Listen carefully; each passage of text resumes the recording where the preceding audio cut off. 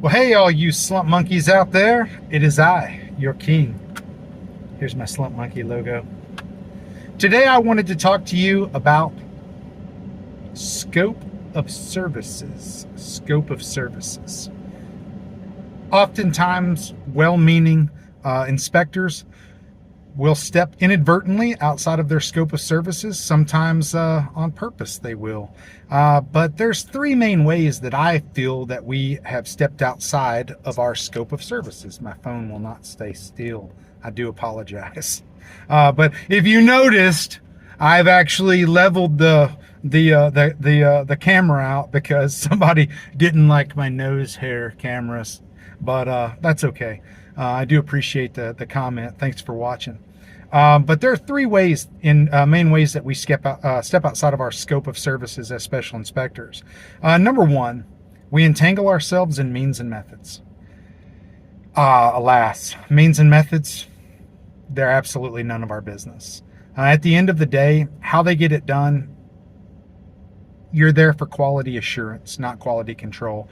They should have somebody there that is supposed to be dealing with their quality control. And if they're not, that might be something you want to discuss with them.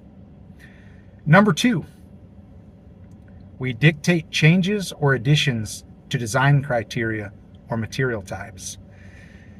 I've seen this multiple times. It's usually with special inspectors, CWIs, that have been doing this job for 100 years. And they really have probably just about seen everything.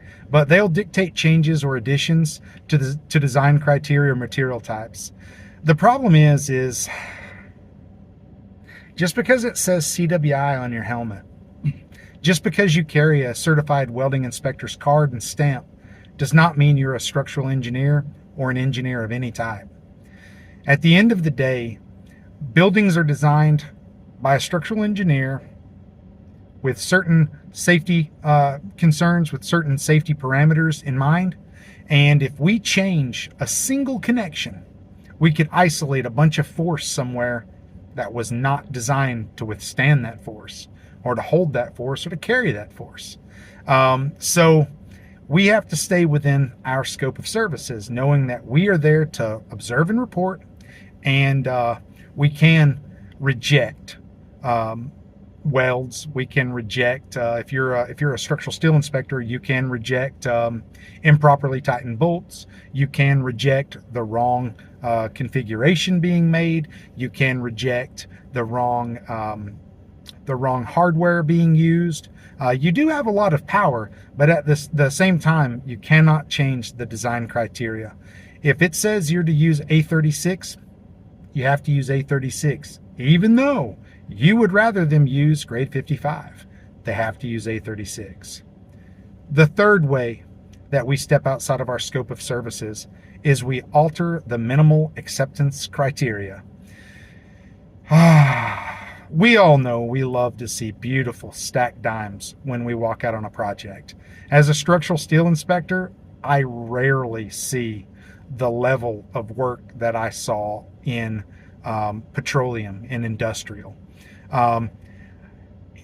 That's why we have minimal acceptance criteria. That's why it says you can have this much porosity and no more. You can have, if you're an API, you can have a crack this big, but no more. If you're D11, you can have 0 cracks. Yeah, you can have this much undercut, but no more. You can have this much overlap, or in D11's case, 0 overlap. We have minimum acceptance criteria that we have to follow. When we step outside that minimal acceptance criteria, we are changing the design. Just because you don't like the length of the weld that the structural engineer has dictated does not mean you get to say lengthen that weld. Just because you don't like the fact that he is only required a 1/4 inch weld on a 1/2 inch plate does not mean that you get to say, hey, make that a 1/2 inch weld, or make that a 5/16 or whatever. You in fact have to hold them to the standard that we're given to work with, the detail that we're given to work with. This weekend, I had the opportunity to take part in a teaching and a testing cycle with the American Concrete Institute. Because of that, I had the opportunity to ride to Dallas with a geotechnical engineer. This man he's brilliant. I mean, he's truly brilliant. I mean, Joe, if you're watching, I can't tell you how much I appreciate the chat we had. I learned so much. You gave me such cause for pause. But one of the things that Joe told me was that he had a technician that was rejecting concrete trucks based on air content. There is a difference between a technician and a special inspector. A technician is supposed to collect data points in a scientific manner that can then be disseminated by an engineer, and a determination of acceptance or rejection can then be made. Special inspector has what I would like to call stop work privileges. If I observe welders welding in the rain, I can say, hey, stop. If I observe welders using electrodes that have not been stored properly in a rod oven, I can say, hey, stop. If I observe welders just, striking arcs anywhere that they want, all willy-nilly style, I can say, hey, stop. But that's all based on a code that I'm required to follow. A code that, while the structural engineer can technically say we're not going to adhere to it, they never will. I mean, they're just never going to do that, because by sticking to that code and standard, they have a lot of defense if in fact anything ever happens.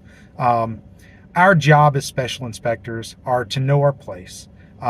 We have got to keep out of means and methods. That is not our forte. We are not allowed to lay down welds for these guys. You are not allowed to lay down welds. I actually went on a project not too long ago and I saw an inspector who did not work for me, thank goodness, up on a beam welding. What are you doing? What were you thinking? I know what you were thinking. You were thinking, I'm more qualified and I'm a better welder than these guys and I'll do a better job. But at the end of the day, you have then assumed liability for that connection. And the idea is to shield the client from liability, to shield the engineering firm from liability, to shield the contractor, the erector, from liability. The job is to make sure that at the end of the project, we turn over the best possible quality project that we can, the best possible building or bridge or multifamily unit that we possibly can, so that at the end of the day, we will never see that project on the news. The last thing you ever want to see on the news is a project that you were a special inspector on. You want to make sure that that building stands long after you've gone the way of the dodo. So I hope this video has given you cause for pause and given you a little bit of information. If you liked it, hit the subscribe button. Give me a thumbs up. If you think everything I said was absolutely ludicrous, hit me up in the comments below and say, hey, Jeff, you don't know what you're talking about. Hey, maybe you're right. I mean, I'm just a structural steel inspector. What can I say? Until next time, see ya.